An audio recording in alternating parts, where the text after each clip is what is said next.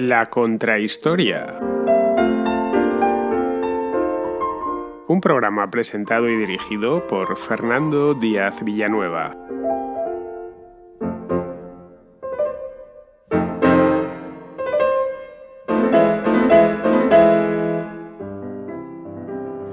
Os decía hace 2 semanas que si os gustaban las historias serendípicas, ya sabéis esto de por casualidad, estas cosas descubiertas por casualidad cuando el inventor o el descubridor estaba tratando de descubrir una cosa y después descubrió otra, o directamente no estaba tratando de descubrir nada y terminó haciendo un descubrimiento fundamental para la historia de la humanidad. Pues como os comentaba hace un mes, este programa anterior pues fue exactamente el día 21 de julio, pues no un mes, pero casi 3 semanas. Os decía que si os gustaban estas historias os traería más. Pues bien, aquí estoy de nuevo con otro lote de historias serendípicas. Parto de la idea de que vosotros lo habéis querido.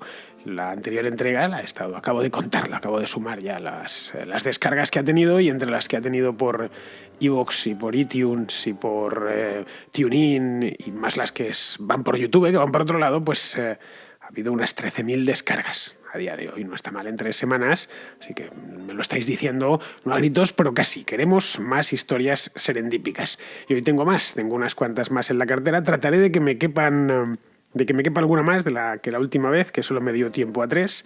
Vimos, si los que lo hayáis escuchado os acordaréis, el descubrimiento de América. Vimos también el descubrimiento de la quinina para curar la malaria, y vimos también el descubrimiento del oxígeno. Si no lo habéis escuchado, pues ya sabéis, lo tenéis en el archivo, justo entre las contrahistorias de Lutero, la de las 95 tesis, y la de Dunkerque, la del milagro de Dunkerque. Si no, os lo digo por si queréis empezar a escuchar esta serie desde el principio. Si no, si ya la habéis escuchado, pues vamos directos con más historias serendípicas.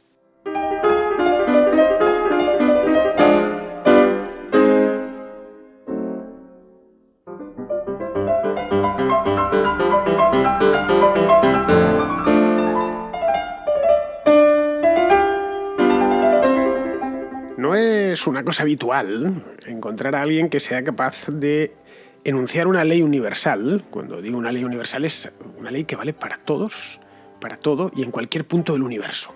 No son muchas las leyes universales. Pues bien, que a partir de un hecho corriente y moliente se pueda enunciar un hecho corriente y moliente que observamos todos a cualquier día de la semana, en cualquier momento, pues a partir de ahí enunciar o de traer una ley universal. No es fácil y no es una cosa sencilla. Por sucesos corrientes y molientes, pues puede ser, por ejemplo, pues que suceden a menudo, quiero decir, y que damos por hechos, que pensamos que siempre están ahí y que van a seguir sucediendo.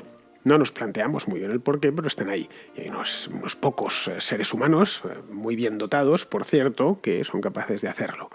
Un hecho corriente y moliente es, por ejemplo, pues ver cómo las frutas caen de los árboles cuando están maduras. Esto creo que, no sé si lo hemos visto. Todos los de ciudad lo hemos visto menos que los de campo, porque no tenemos ocasión de... Y los que además somos de ciudad, que no hay frutales, pues menos todavía. Y si vemos caer una manzana o un melocotón, nos parece algo prodigioso. Pero la gente que es de zonas frutales, pues no digamos ya, si vive en el campo, pues está bastante acostumbrado. Una de esas personas que abstrajo una ley universal sobre algo tan mundano como la caída de una fruta, en concreto de una manzana, fue Isaac Newton. Creo que ya se preparó la introducción y más o menos los más avisados ya sabíais de qué iba.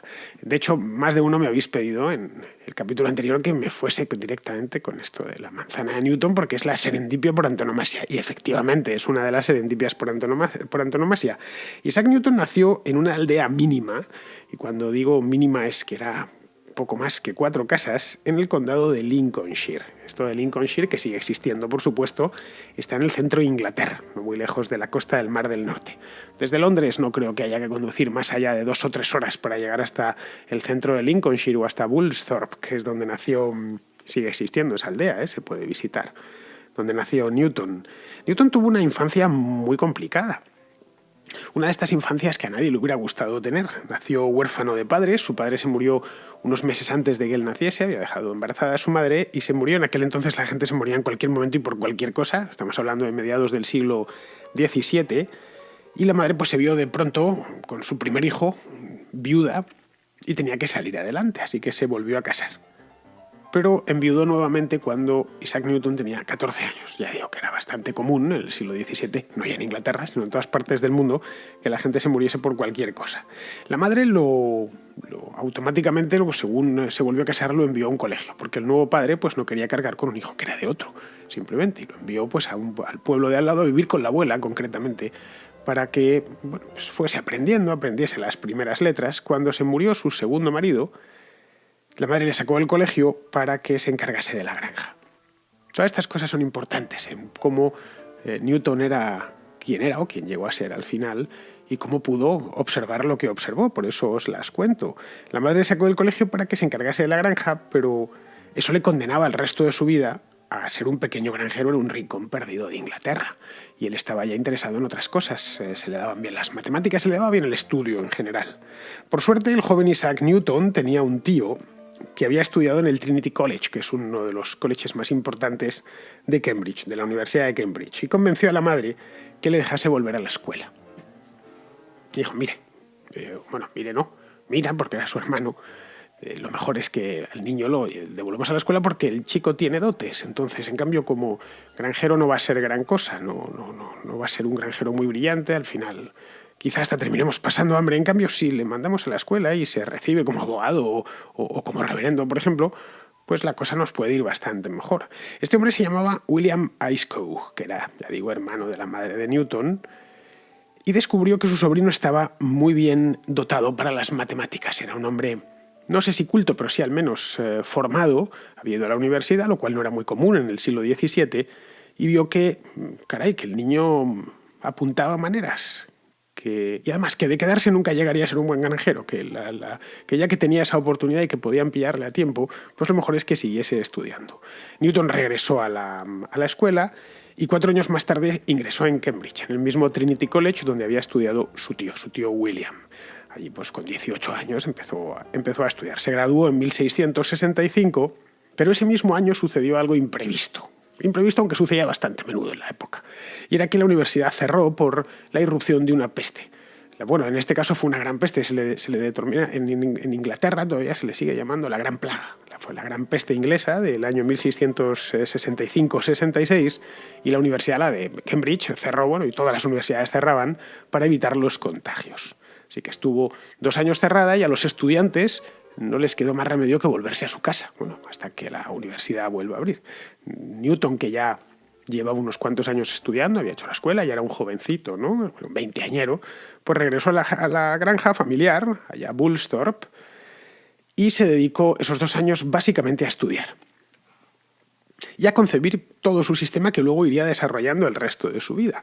Pero no solo se dedicó al estudio, también se dedicó a la observación, que es casi tan importante como el estudio. Fue durante esos 2 años que no sabía de ocio y de pasar el tiempo en su pueblo natal hasta que reabriese la universidad, cuando sucedió algo que daría lugar posteriormente a lo que hoy conocemos como la ley de gravitación universal, la famosa caída de la manzana, cosa que haría, no lo hizo todavía en ese momento, lo haría 20 años más tarde en un libro que es famosísimo, se llama Principia Mathematica, que lo publicó en el año 1687. Este libro está publicado en latín, porque en aquel entonces todavía se publicaba en latín, es decir, aunque da igual que uno fuese holandés, español, inglés o italiano, siempre se publicaba en latín. La cosa es que él nunca contó que había visto lo de la manzana, por eso que hay Él enunció, hizo su libro, era un científico, no iba a poner esos pequeños detalles, esos cotilleos sin más importancia, y lo que sabemos es a partir de terceras personas.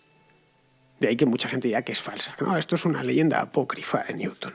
Se trata de una cosa con la que se ha adornado algo tan importante como es la ley de gravitación universal, pero que no se corresponde a la verdad. Es decir, que eso nunca sucedió.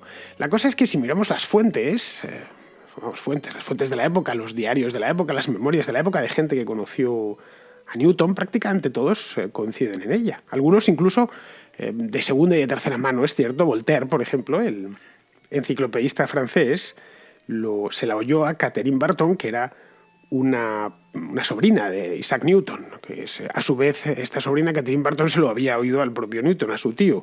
Y otros incluso lo contaban de primera mano. Su amigo William Stackley, que era un amigo personal, había cierta diferencia entre ambos, es decir, cuando Stackley era joven ya Newton estaba ya en los últimos años de su vida, que llegó incluso a relatar cómo sucedió con todo lujo de detalles en sus memorias. Las tengo delante, o al menos una parte de esas memorias, y os las quiero leer un trocito para que veáis exactamente. Yo creo que esta es la descripción más cercana a lo que pudo haber sucedido aquel día de 1665, o quizá fue 1666, pero vamos, en esos 2 años, que le llevó a Isaac Newton a terminar dándose cuenta que efectivamente las manzanas y todas las frutas y todos los graves en general caían, pero no caían caprichosamente, porque sí, caían porque había detrás todo un mecanismo que era perfectamente explicable y del que se podía dar cuenta. Pues lo que cuenta Stackley es lo siguiente. Cuenta, estos son de su puño y letra, ¿no? Dice, después de cenar, el tiempo era cálido, se entiende que estaban juntos. Fuimos al jardín y tomamos té, a la sombra de unos manzanos, solos él y yo. Entre otras conversaciones, me contó que estaba precisamente en esa situación cuando por primera vez le vino a su mente la noción de la gravitación. Debido a la caída de una manzana, se quedó en un estado contemplativo. ¿Por qué la manzana debe siempre descender perpendicularmente a la Tierra?, pensó para sí mismo. ¿Por qué no va hacia un lado o hacia arriba, sino constantemente hacia el centro de la Tierra? Seguramente la razón es que la Tierra la atrae. Debía de haber alguna fuerza de atracción en la materia, y la suma de las fuerzas de atracción en la materia de la Tierra debían de estar en el centro de la misma Tierra, y no en otro lugar de la Tierra. Por esto, esa manzana cae perpendicularmente o lo hace hacia el centro. Si la materia atrae así a la materia, debe de ser en proporción a su cantidad. Por tanto, la manzana atrae a la Tierra tanto como la Tierra atrae a la manzana. Así que hay una fuerza, como la que aquí llamamos gravedad, que se extiende ella misma a través del universo. Bien, esto es lo que cuenta Stackley. A mí me parece un relato bastante convincente. Yo suelo leerlo. Dije, bueno, pues seguramente sucedió así. Una cosa parecida, quizá la memoria le traicionaba un poquillo, pero él se sentó ahí y vio que caía la manzana, lo cual es normal. En Inglaterra se cultivan muchas manzanas, cualquiera que conozca el país le pasa un poco lo que al norte de España, que está lleno de manzanos, y en la temporada de manzanas, pues se caen, se oyen hasta caer.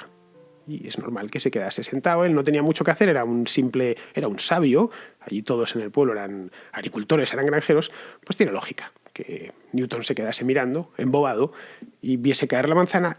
Y la diferencia es que sobre él, lo que a otro le hubiese pasado desapercibido, a Newton se lo dijo todo.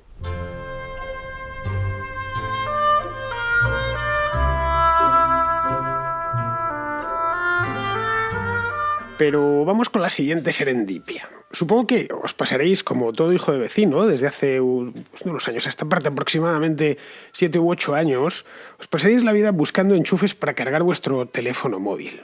Pues creo que esto es una de las servidumbres de la vida moderna.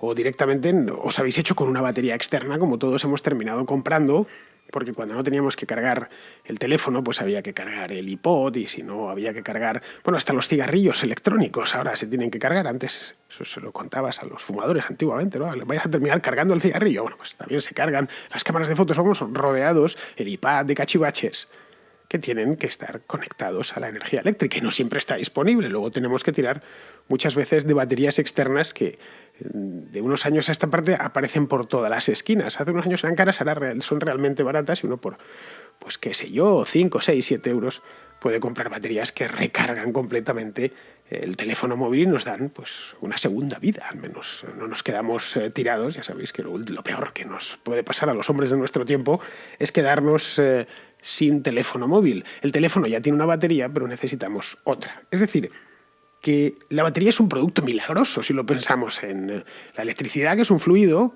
pues la batería consigue el milagro de almacenarla, de guardarla. La electricidad tiene un problema a la hora de almacenarla. De hecho, hasta es muy ineficiente la batería almacenándola, pero nos permite almacenarla aunque sea en pequeñas cantidades.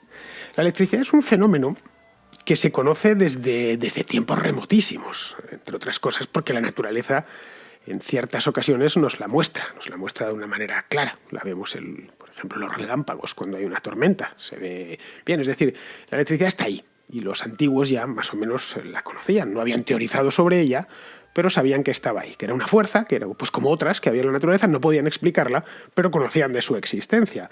Pero no fue hasta finales del siglo XVIII, el siglo de las luces, ¿no?, y de la investigación y de preguntarse por el mundo, cuando se empezó a estudiar en profundidad esto de la electricidad. Y uno de los lugares donde más estudiaba era en Italia. Allí había un físico en la Universidad de Bolonia que se llamaba Luigi Galvani. El apellido es importante, la palabra galvanizar viene de ahí. Es decir, cuando oís eso de Messi está galvanizando el centro del campo, está utilizando el nombre galvanizar, está algo así como calentando el centro del campo, pues viene de este físico de la Universidad de Bolonia de mediados finales del siglo XVIII. Bien, Galvani desconocía por completo que su nombre al final iba a terminar dando un verbo en un montón de idiomas. Estaba especialmente obsesionado con la corriente eléctrica, eso le quitaba el sueño, ¿no?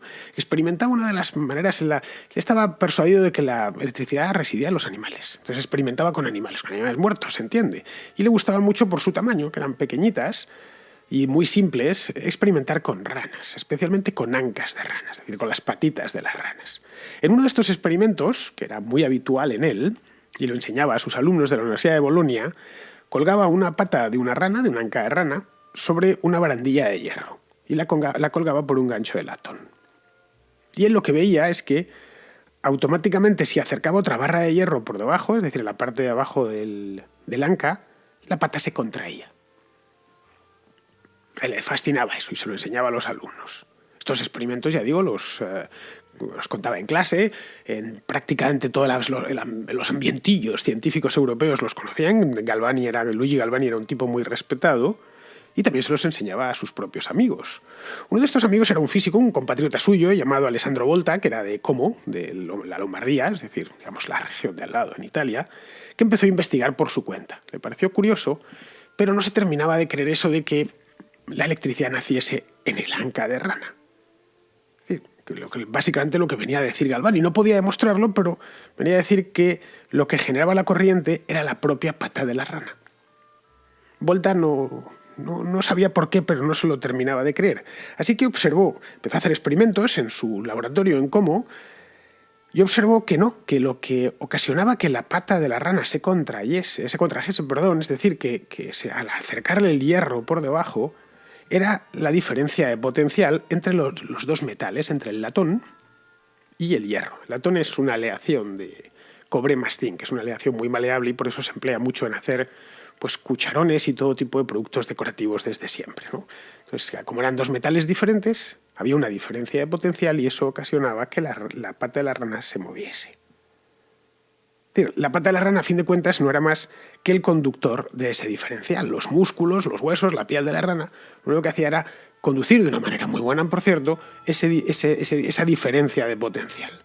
Bien, una cosa era decirlo o suponerlo y otra cosa distinta era demostrarlo. Ya el pensamiento de gente como Volta ya era científico. Entonces empezó a hacer pruebas. Fue a su laboratorio y se puso a hacer pruebas con diferentes metales. Que efectivamente siempre que había una diferencia de potencial se generaba una corriente eléctrica. Pues bien, demostró que su teoría era cierta. Y ya de paso, sin pretenderlo, porque no lo buscaba, él simplemente quería demostrar que Galvani estaba equivocado y que él estaba en lo cierto, pues inventó la batería, que se le llamó la pila de Volta. Es decir, mezclando esos metales a los que les ponía un cartón entre medias y un fluido, acababa de inventar la primera batería. Él se dio cuenta que había encontrado algo realmente revolucionario y escribió a la Royal Society de Londres y a la Academia de las Ciencias de Francia para comunicar su hallazgo cuanto antes. Pues, caballeros, estaba haciendo unos experimentos aquí en Como, en mi laboratorio, y he descubierto esto. Bueno, como de nuevo, tanto en la Royal Society como en la Academia de Ciencias de Francia tenían ya pensamiento científico, pues se pusieron, bueno, vamos a reproducirlo nosotros, porque puede ser que este italiano nos la esté dando con queso.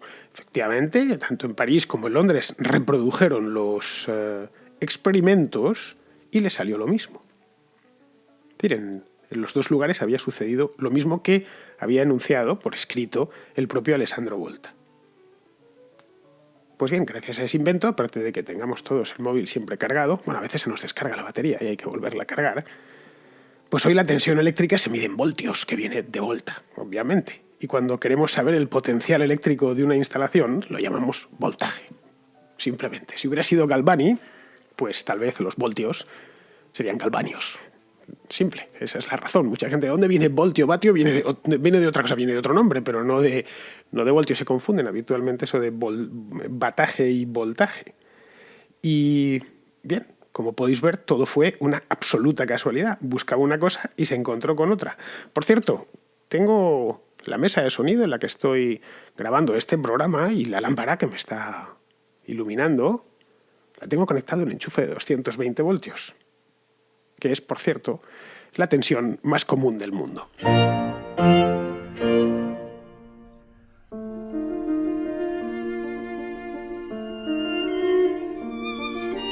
El descubrimiento de Volta, serendípico, no fue una casualidad. A principios del siglo XIX, la electricidad estaba de moda entre los científicos de toda Europa. Todavía no se le habían encontrado demasiadas utilidades prácticas, bueno, todavía ninguna utilidad práctica, pero se estudiaba con denuedo. Todos los físicos de la época sospechaban que había algún tipo de relación entre el magnetismo y la electricidad. Sí, pero ninguno había dado con esa relación, sabían que existía o se lo imaginaban. Pues bien, en Dinamarca había un físico muy joven y desconocido que se llamaba Hans Christian Ørsted. Era el nombre, no sé cómo se pronunciará eso en danés, creo que lo he pronunciado un poco en alemán.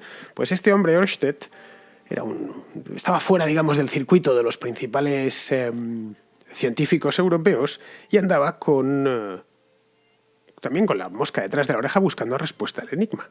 Pues bien, en el año 1820, es decir, 20 años después de la invención de la pila de Volta, sabemos la fecha porque lo consignó, fue el 21 de abril exactamente, estaba dando clase en la Universidad de Copenhague, que es donde él daba clase de física, y se percató de que la aguja de la brújula que tenía en la mesa, él había dejado, estaba dando clase y te había dejado en la mesa donde daba clase una pila de Volta, que era una novedad en aquel entonces, y una brújula.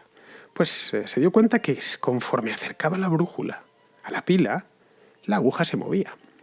Y eso le llamó la atención. Le debió despistar incluso dando clase. Es muy probable que hasta la abreviase y mandase a los alumnos al patio. Salgan ustedes, que tengo otra cosa que hacer.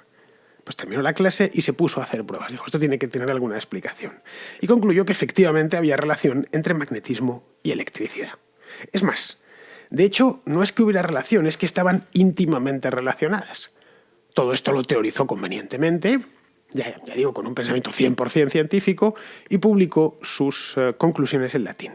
Esto fue en 1820, es decir, estamos hablando que todavía a principios del siglo XIX los científicos publicaban en latín y no en otra lengua, en la que todo el mundo se entendía, y la envió por Europa. Él era un científico, un físico relativamente desconocido, es decir, no estaba en la primera fila, y lo fue enviando a todos los especialistas. Bien, hoy, va a hacer 200 años, el Ørsted es la unidad de medida de reluctancia magnética. Y de sus investigaciones, además, nació el primer electroimán, que esto lo inventó William Sturgeon solo 5 años después, cuando supo de las averiguaciones que había hecho este hombre en Dinamarca. Sturgeon, por cierto, no era científico, era zapatero y era autodidacta en todo lo relativo a física y a matemáticas. Ese electroimán, que fue un invento... Bueno, es un invento que realmente lo utilizamos a diario. Del electroimán nace el primer motor eléctrico que hoy nos rodea por todas partes, desde los ventiladores, todos los ventiladores tienen en el centro un electroimán, pues hasta el timbre de la puerta. Cuando oye ding dong, hay un electroimán actuando ahí. Y ese electroimán sería imposible sin que Ørsted, ese día mientras daba clase, aquel día de abril de 1820, mientras daba clase en Copenhague, pues no hubiese, probablemente de manera accidental, acercado la brújula hasta la pila de Volta.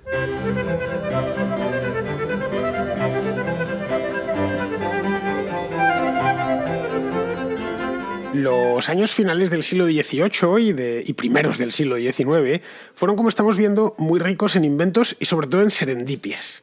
Una de las mayores serendipias, quiero decir, fue el descubrimiento de las vacunas. Una serendipia que, bien, ha sido mayores y que más vidas ha salvado en los últimos 200 años. Esta se la debemos a un inglés que se llamaba Edward Jenner. Probablemente habréis oído hablar 100.000 veces de él. Las vacunas van más allá de lo puro, de un invento más. Es uno de los grandes inventos de la humanidad. Han salvado, como decía, millones de vidas. No sabremos nunca cuántas, porque a diferencia de, por ejemplo, los antibióticos, la penicilina, que curan enfermedades, lo que hacen las vacunas es que evitan que se reproduzcan. Entonces podemos hacer estimaciones. Si antes morían del tanto por ciento de la población por culpa de esto y ya esto desaparece, pues se han ahorrado tantas vidas. Es la única manera, es digamos, se puede saber su éxito de manera indirecta, pero no de manera directa. Pues bien, Jenner era un inglés como Newton, habían nacido un poco después, pero un inglés de familia humilde, no voy a decir pobre, pero sí de familia humilde, que también se había quedado huérfano, y nació en otro condado distinto que está a la otra punta del país, en la costa este, que se llama Gloucestershire, justo al sur de Gales, un condado al este, justito al lado de la frontera de Gales. Gloucestershire estaba, bueno, y sigue estando, lleno de vacas. Si habéis parado alguna vez por Inglaterra, lo habréis visto, está un lugar verde, precioso, y lleno de vacas. Hay de hecho en Gloucestershire un tipo de queso, que se llama así, queso Gloucestershire, que está muy rico, por cierto. Suele llevar cebollinos en su interior, es un queso sabroso, con mucha fuerza. Vamos, os lo recomiendo, si lo encontráis en el supermercado, llevaros como mínimo 250 gramos, menos os va a saber a poco. Bueno, pues este queso Gloucestershire se hace con leche de vaca de una raza específica de allí. Están los habitantes del condado orgullosísimos de sus propias vacas. Para Jenner, por lo tanto, porque este queso ya se hacía hace 200 años, y ya el condado estaba lleno de vacas hace 200 años, era normal ver vacas y tenerlas de cerca. Y conocer de cerca personalmente pues, a los vaqueros, y al igual que Newton se había criado en una zona agrícola, de granjas, pues Jenner en una zona de vaqueros, en una zona de ganado. Tenía cerca, ya digo, vaqueros ordeñadoras. Hoy las vacas se ordeñan con una máquina, pero antiguamente había una profesión que se llamaba así, que eran las ordeñadoras, solían ser siempre mujeres. Pues bien, observando a las ordeñadoras, a las que muchas de ellas las conocería personalmente, observó que estas chicas no tenían nunca la viruela, o casi nunca desarrollaban la viruela, que era la enfermedad más temida de la época. Pues la viruela era continua, a diferencia, por ejemplo, de la peste, que solo aparecía de tanto en tanto. La viruela era era un flagelo, literalmente. Incluso estas chicas, estas ordeñadoras, cuando asistían a enfermos, que estaban enfermos de viruela, tampoco se contagiaban de ella. La razón por la que las ordeñadoras, que todo el mundo lo había observado, no era una cosa solo de Jenner, es porque ellas, desde que empezaban, en aquel entonces los oficios empezaban casi en la misma, bueno, casi no, en la misma niñez, pues ellas se habían contagiado de una de las primeras, una enfermedad profesional que diríamos hoy, era la de, esto le pasaba a todas las ordeñadoras del mundo, era que contraían la viruela vacuna. La viruela vacuna es una variante de la viruela humana, pero muchísimo menos letal. De hecho, no te mata, simplemente salían unas pústulas encima de las manos. Era común tener manos de ordeñadora, unas manos feísimas, como os podéis imaginar. El tema es que, gracias a que habían contraído eso, luego no contraían la viruela nunca. Y eso es lo que Jenner sospechaba. Decía, bueno, pues ahora hay que demostrar la relación. De manera que lo que hizo fue empezar a hablar con las ordeñadoras y a conseguir que le dejasen sacar una muestra de pus, básicamente, de esas erupciones purulentas que daba la viruela vacuna, o viruela bovina también se llama así, para que él la pudiese estudiar, y sobre todo su idea era inoculársela a un niño. Y menudo asesino. Bueno, pues sí, pero es que quería ver si eso realmente funcionaba, y la única manera era inoculárselo a un niño. Y eso lo consiguió en el mes de mayo de 1796. Se la inoculó a un niño que ha pasado a la historia, James Phipps. Aparece, si buscáis el nombre, aparecerá en millones de páginas web. Pues este niño le inyectó, le inoculó una muestra que había extraído de las pústulas de la mano de una ordeñadora. La pregunta que nos podríamos hacer es, ¿y esto cómo consiguió convencer al niño? O a los padres del niño, que seguramente eran analfabetos, pero tontos no eran, eso estoy convencido. Pues no lo sé, tal vez los padres de Phipps habían perdido ya un hijo por la viruela, lo cual era una cosa bastante normal, o quizá tenían tanto miedo a la enfermedad que dejaron hacer al Dr. Jenner, que era un hombre reputado en aquel entonces, y más en esa comunidad rural. Era médico de cabecera, pero era miembro de la Royal Society ya en el año 1796. El hecho es que después de esta experiencia piloto, digamos, este niño no desarrolló la enfermedad. Eso fue lo realmente curioso. Él fue monitorizándole, ¿no? James Phipps no es que le pusiese la primera vacuna, y lo dejase, no. Fue siguiendo a ver si pasaba. Pues hay un brote de viruela, otros niños se han muerto, y o lo han contraído la enfermedad, pero James Phipps no la ha contraído.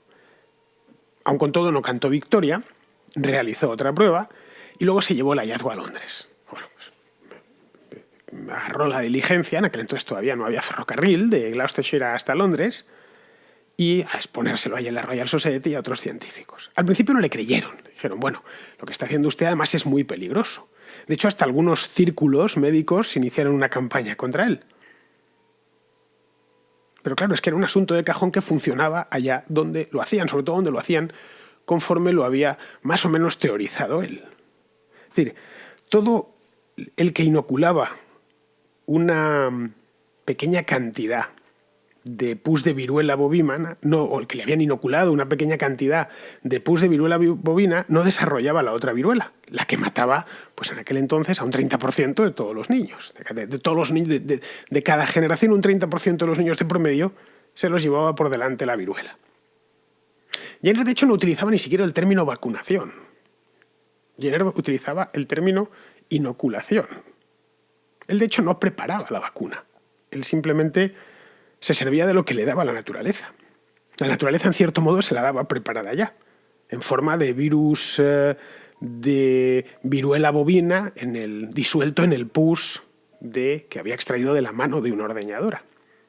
Cuando 100 años más tarde Louis Pasteur, que era francés, desarrolló la primera vacuna contra el cólera, esto fue creo que en 1880 o 1890, pues ya tuvo que cultivar la vacuna, porque para el cólera la naturaleza no nos había hecho a los seres humanos un regalo semejante, como el de una variante no letal. Lo que hizo Pasteur fue cultivar esa bacteria, mejor dicho, aislar una bacteria de la enfermedad en sí y cultivar una forma atenuada de la misma. Es decir, imitar en cierto modo a la naturaleza lo que la naturaleza había hecho con el virus de la viruela bovina. Lo de Pasteur no fue una serendipia, él sabía lo que quería, lo persiguió, más o menos la teoría se la conocía y lo encontró. En cambio, Jenner no, lo de Jenner sí fue porque realmente, digamos que se encontró con esto sin ir buscándolo. Eso sí, no era fácil hacerlo. De ahí el nombre que ha terminado teniendo para la humanidad y lo conocido que es, porque Jenner puede ser de los ingleses más famosos de toda la historia. De hecho, hoy es reconocido como el padre de las vacunas. Vacuna, por cierto, se llama así, viene de ahí. No sé si os lo habéis preguntado alguna vez por qué el nombre vacuna. En español, además, se dice lo mismo el nombre que el género de las vacas, el género vacuno o el ganado vacuno. Yo decía, me preguntaba por qué será vacuna, hasta que pues hace muchos años, cuando yo era un estudiante imberbe, busqué la razón por la cual vacuna se llamaba vacuna y vi la historia de Jenner y me llamó la atención. Dije, bueno, pues qué casualidad, efectivamente, gracias a las vacas o a esa enfermedad de las vacas, que era parecida a la enfermedad de los humanos, se pudo crear la primera inoculación para inmunizar. De ahí que se le terminó llamando vacuna. En inglés se le llama vaccine, que es derivado de lo mismo. Es muy similar y en prácticamente todas las lenguas tiene un nombre muy similar. Hoy, por lo demás, Jenner pues, es reconocido en todo el planeta, ¿no? De hecho, en Alemania durante años se hacía fiesta el día que coincidía con la primera inoculación, la de James Phipps. En muchos países se celebraba su nombre, se le hicieron estatuas.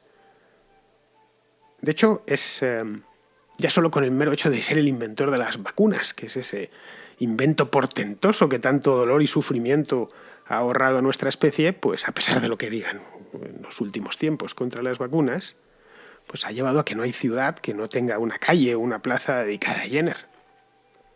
En la mía, que es Madrid, la calle Jenner está en el mismo centro de la ciudad, en uno de los mejores barrios, de hecho, junto al Paseo de la Castellana, muy cerquita de la plaza de Colón. El nombre de Jenner es, por lo demás, internacionalmente reconocido. Y me voy ya con una anécdota que es realmente curiosa y nos da una idea de cómo este Jenner ha llegado a pasar a la historia, pero ya casi desde el primer momento, durante las guerras napoleónicas, cuentan que los franceses atraparon a 2 británicos, estaban en guerra, obviamente. Y Jenner, que conocía a Jenner, 2 conocidos de Jenner. Y Jenner intercedió por ellos y se lo hizo saber a Napoleón. Que sepa usted, Sire, que estos caballeros que tiene usted presos en Francia son amigos míos y me gustaría que tuviese la deferencia de liberarlos. En principio, pues Napoleón podía haber pues eso, haberse limpiado el trasero con la solicitud, pero no, los liberó. Al parecer, lo que dijo Napoleón fue: a este hombre no podemos negarle nada. Y efectivamente, no lo negó y no le negó la liberación y liberó a este par de británicos.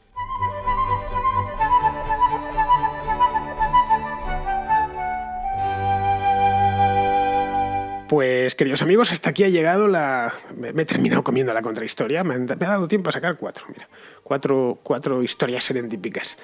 Si os siguen gustando, es decir, si tiene descargas suficientes, que es lo que significa cada descarga es un aplauso, digamos, pues si tiene aplausos suficientes, vendré con un tercer capítulo, con una tercera entrega de, por casualidad, historias serendípicas. Y si os sigue gustando, pues una cuarta, hasta que, bueno, llegará como todo, tiene un final, hasta que tengamos ya una enciclopedia completa de la serendipia aquí en la contrahistoria. Por lo demás, espero que os haya gustado y solo me queda, pues eso, invitaros a que os paséis por aquí la próxima semana.